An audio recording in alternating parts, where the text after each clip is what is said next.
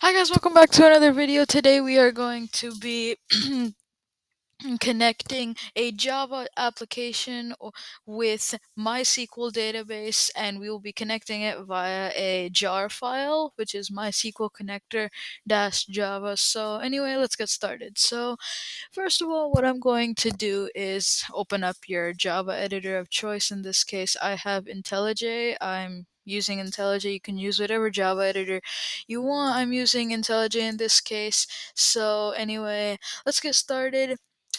In terms of actually connecting it, it's actually pretty simple. But before we begin, you do have to install one package that is going to be our MySQL connector .jar file. I'll leave a link in the description so you can go to a website to actually download said file. You can find this file pretty much anywhere on the internet. Here, MySQL connector Java 8.0, and this is the version. I'm currently using version 8.0.21, but if there is a later version, you can use that as well. And no, I've put it in a lib file so we can just have better file organization. But there is one key part that you need to do depending on the IDE you have. I know I'm not sure about the other IDEs, but I know in IntelliJ you have to actually register this as a package that you're going to be using. So to register, I'm just gonna go to File. I've already done it. That's why you can see it's open and I can see all the packages inside. If you download it and then you just straight put it into your lib folder, you won't be able to open it. So to open it, just go to Project Structure, and then here in your modules, you would just press this, and then you would here, if you had just added it, you wouldn't see it here, but to add it, you would just press this plus button, jars and directories, select your jar file, press OK, and I'm just going to cancel this, and then you would just hit apply, press OK, and it should be open, and you should be good to go. Now, anyway, in terms of actual connecting, in this case, I'm using MySQL Workbench for in terms of on the side for MySQL in our database. And in this tutorial, I won't be doing anything like big in terms of actually connecting and building an application. Let me know if that is also a video I should do.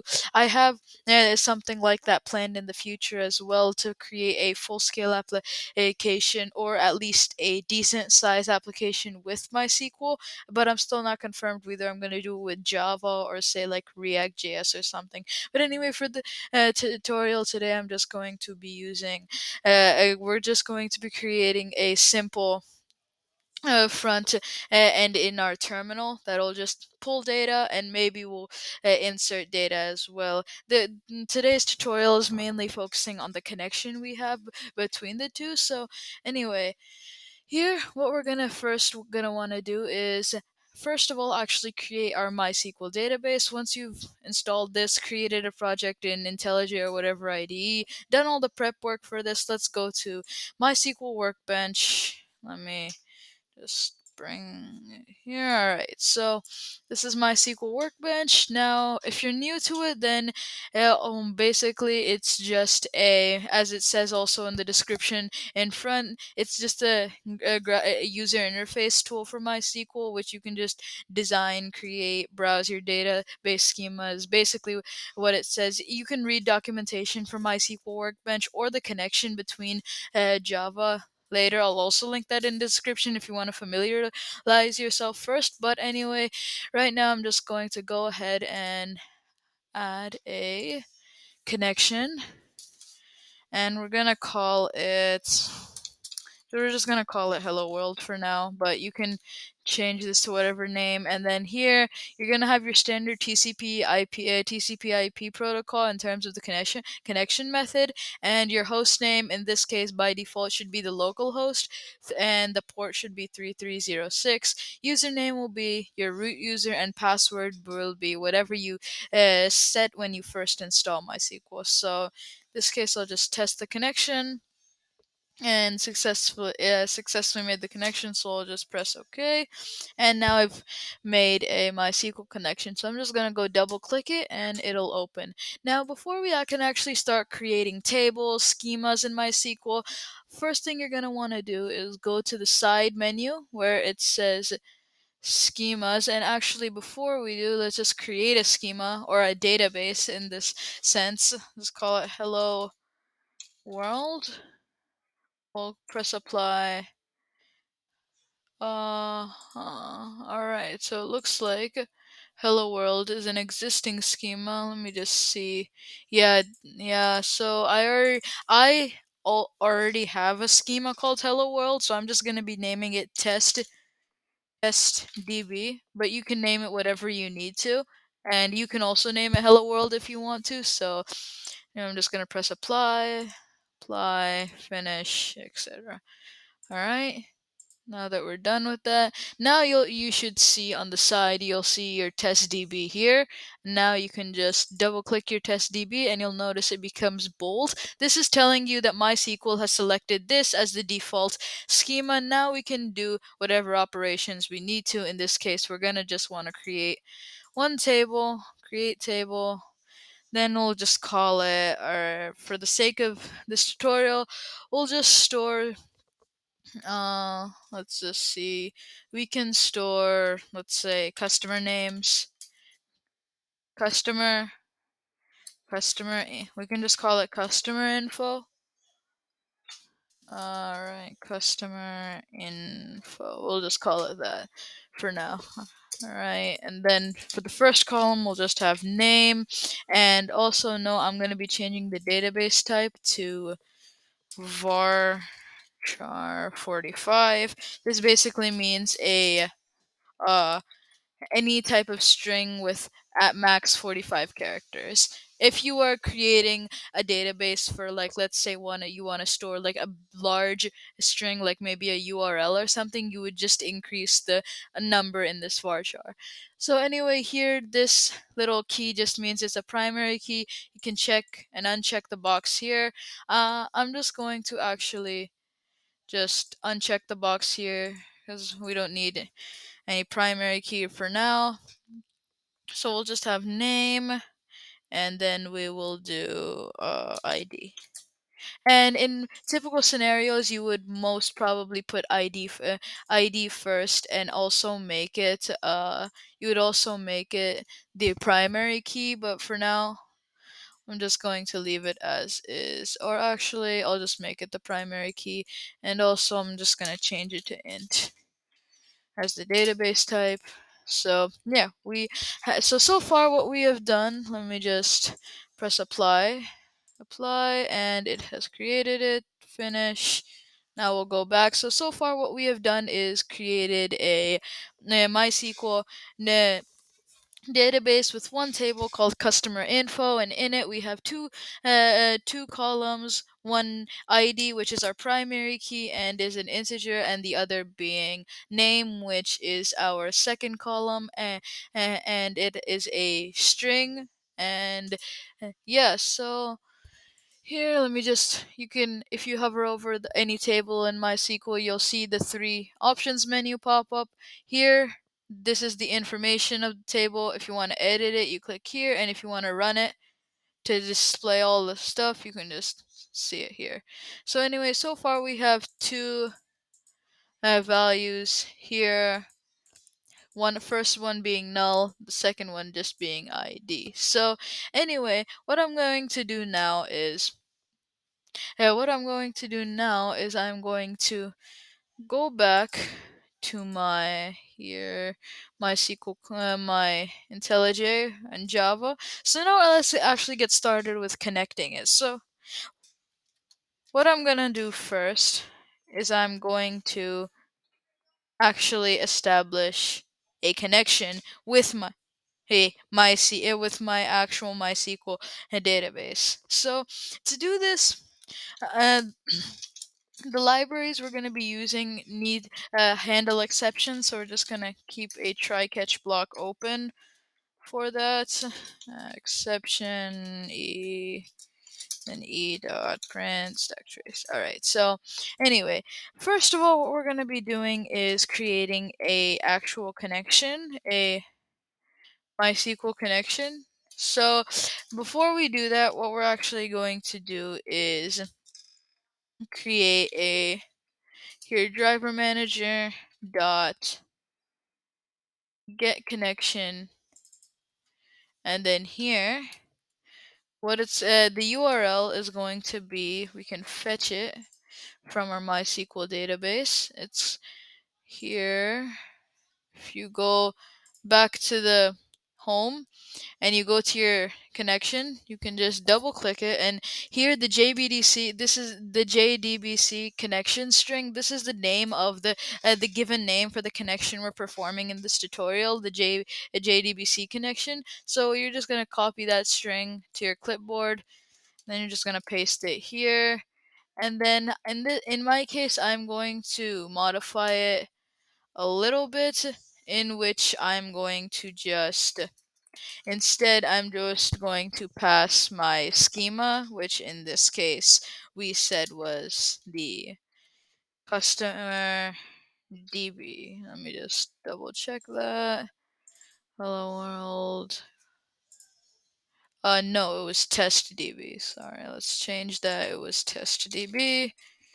Alright, it was test DB. So anyway.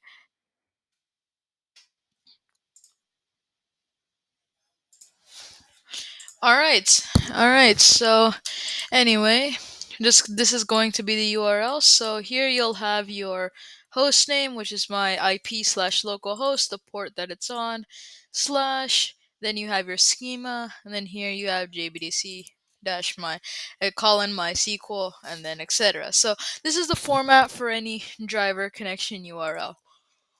Alright, so now I'm going to input my actual info, which in this case will be my user and password. Now your password uh, will be the one that you set upon installation of MySQL. I'm going to type in mine here, and then whatever yours was, you can set accordingly. So anyway, now what we're going to do after this is I'm going to actually make this connection a variable so we can use it later. So here, we'll just call it connection is equal to this. Now that we've done that, now that we've established a connection, we can actually perform queries in it. So what I'm going to do first is simply perform an insert query to actually insert data into our database. So we'll just say insert query is equal to, and then this is the SQL syntax, inserts into test db dot, this is our schema, and then we access our table inside it, which was customer info,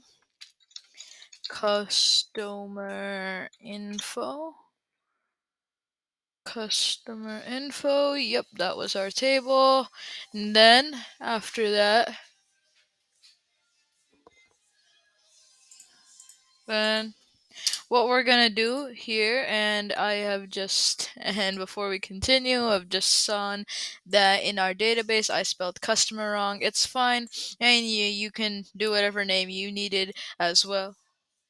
But in this case, I'm just gonna be spelling customer wrong in the query because I spelled it wrong in the database. So anyway, after that, what we're gonna do is insert into customer this and our values. Now here in our parameters, we're just going to pass, the first thing was our ID.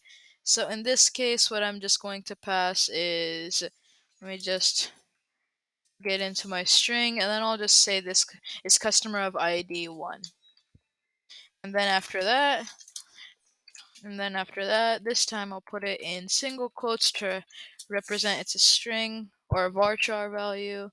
Then I will just call it, and then I'll just say string, I'll just say student name, is equal to, and then I'll just say Joe. So then here, or in this case, it was customer name, right? So customer customer name is equal to Joe. All right, so now the customer name, and yeah, so now that we've written the SQL syntax to actually insert our data into our database, let's actually execute it from our Java. So anyway, let's to actually execute a statement with a JBDC connection in Java, there is a special class called statements.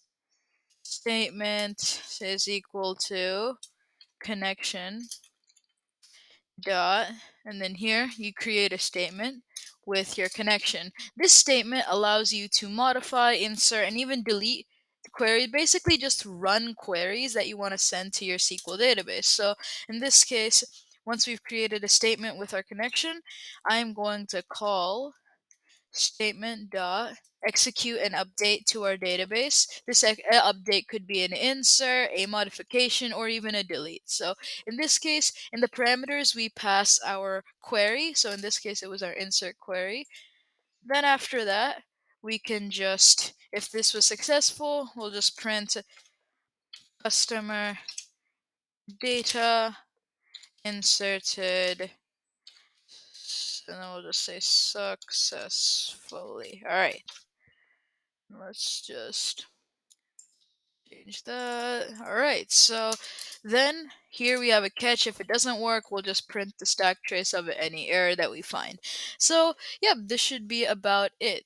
So, anyway, now I'm going to actually run our code to see if it works and if it actually updates. So, to actually see it, what I'm going to do is I'm going to split screen my database and my code screen to see if we actually get any change. So I'm going to run the code, and now we'll see that it says customer data inserted successfully. So, and note that this isn't that much of a reliable method. It could be that there was no error, but it just didn't, there was a bug in the code and it just didn't insert at all. That could be a possibility. That's why it says it. So just want to keep that in mind. But let's just see if it actually did insert. So we'll refresh, and awesome. So we see it did insert. We have ID 1 named Joe. Now I'm just gonna quickly go over how to do the how to perform the other queries. It's essentially the same thing, except you just change the query inside the Java. So inside the SQL query. So anyway, in terms of update, it's just update sdb db dot, and then you have the misspelled customer info table, and then after that update customer AB, and then we're gonna set, let's just say our name, the name, our student name was changed to Joe, so we'll just do name. And no, I am using double quotes for this. This is important. Why? Because in SQL, name is also a keyword. That's why any keywords in SQL that you have conveniently as a name and but you still want to use as a query, then what you're going to do is just put them in single quotes to let my SQL know that you want to set this as a table name, not the keyword name. So anyway, set name is equal to, and then let's say the person wants to change it to hang on, let me put the single quotes, and then the name wants to be changed to Bob. So if we want to change the name to Bob, then what we're going to do is we need to tell our database where do we want to change our name. So we'll just set the where keyword, where, and this is where the primary key comes in handy, because then you can tell your database where to modify or delete any data that you need to in the database. So set name is equal to Bob, where, and then where will be the ID is equal to, in this case, the ID is equal to 1. So we'll put a semicolon there, and this should, and we can just rename this to a, I'll just rename this to a update query, update, and we'll just leave it at update for now. Update, and then customer data updated successfully. All right, so now let's see if it did. So going to just quickly run it again. All right, let's see what it does. All right, okay, so it says you have an error in your SQL syntax. Check the manual for the where name is equal to Bob and where ID is equal to this at line 1. So it looks like we have some sort of error in our syntax. And to debug SQL syntax, I think the best way to do this is to just take your code, copy, and paste it into the IDE. Or the SQL editor, because the SQL editor will tell you if there's an error in your actual SQL syntax, whereas if you're just in the Java in a string, it won't actually tell you. So if you're debugging SQL code, I highly suggest doing it in an editor, and you can see that we do have an error here. Name is not a valid position, so I think I forgot something. Set, let me see.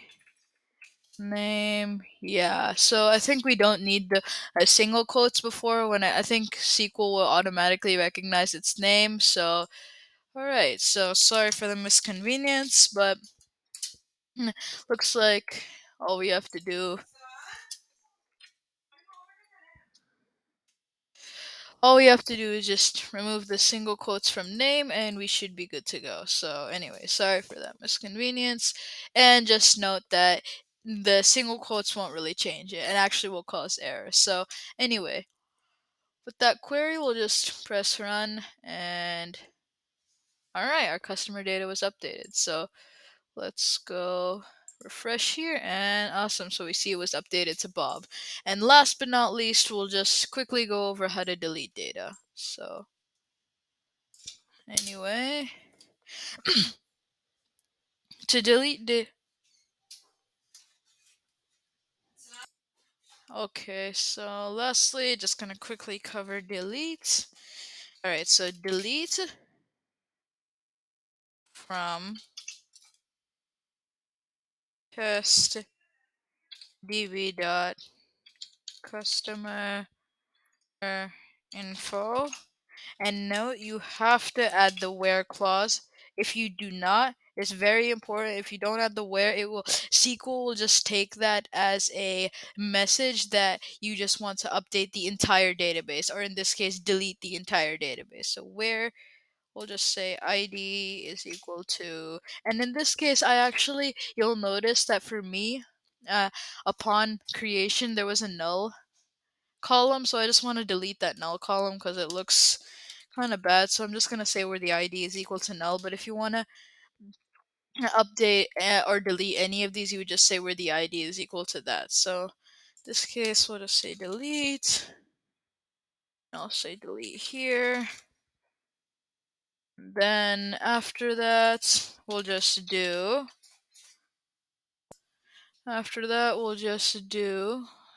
test, see if that worked. So we'll just redo that, and awesome. So let's see, customer data was deleted successfully.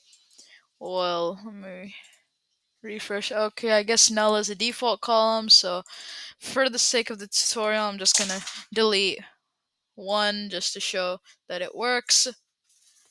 But anyway, alright, it was deleted.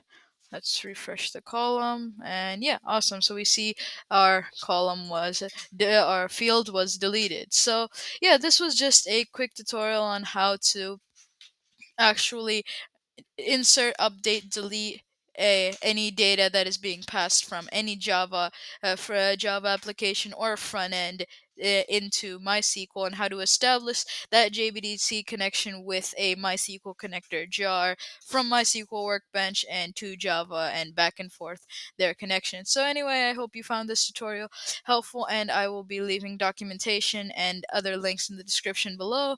And yeah, thanks for watching. Leave a like and subscribe, and I will see you in the next video.